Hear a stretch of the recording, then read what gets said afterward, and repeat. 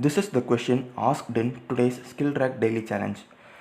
Our task is to complete the function square the ends, which accepts an integer in its arguments and returns an integer after squaring both the ends of the integer. So let us see our sample test cases.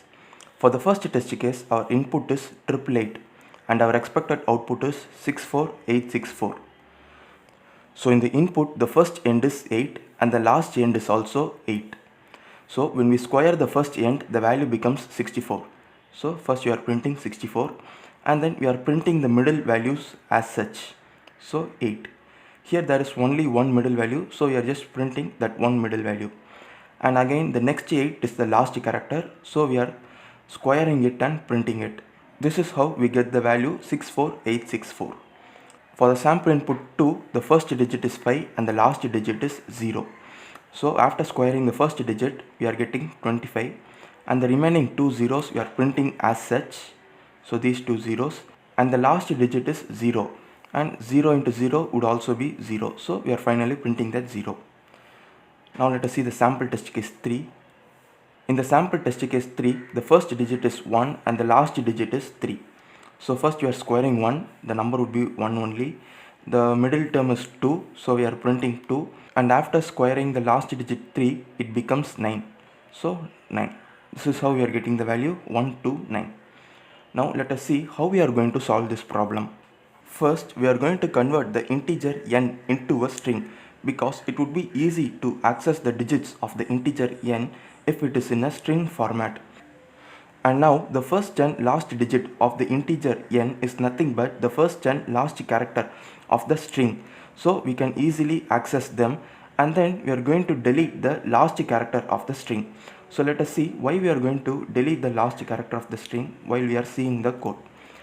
And after obtaining the first and last digits, we are going to square both the values.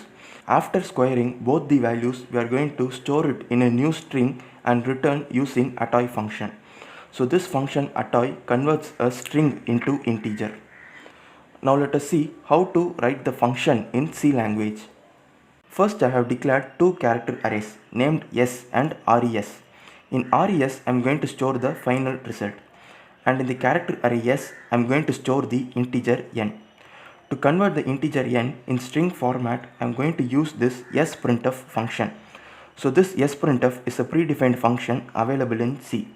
So this function converts the integer into string.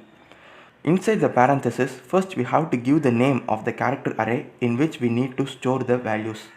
And then within double quotes, we have to specify the type.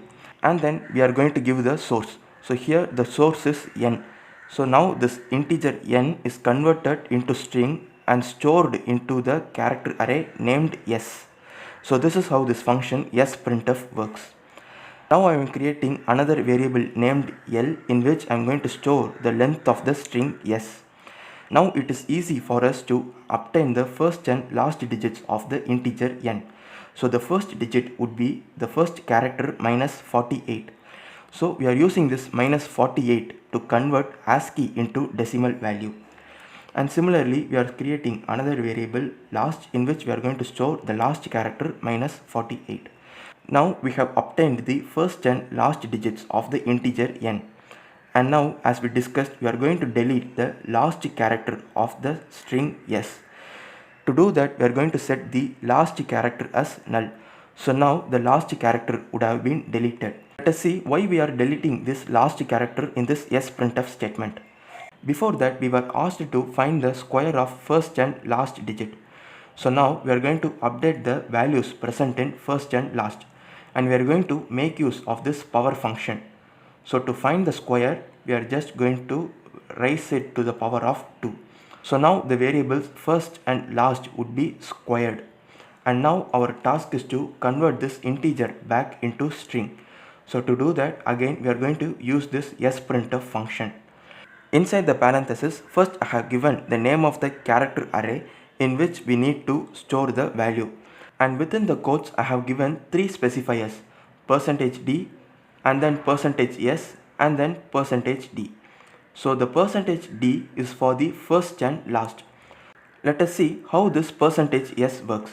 For example, let us assume a string s has values like this present in it, and if we execute this function, that is print and s of 1, what happens is we would be getting our output from the first character till the last. That is, our output would be B, C, D, E. We would be start printing from the first character till the last, and all the characters beyond that would be omitted. So our output would be B, C, D, E. So this is what happens when we use this ampersand s of 1. So when we use ampersand s of 1, the first character would be ignored, and the last character we are deleting it here.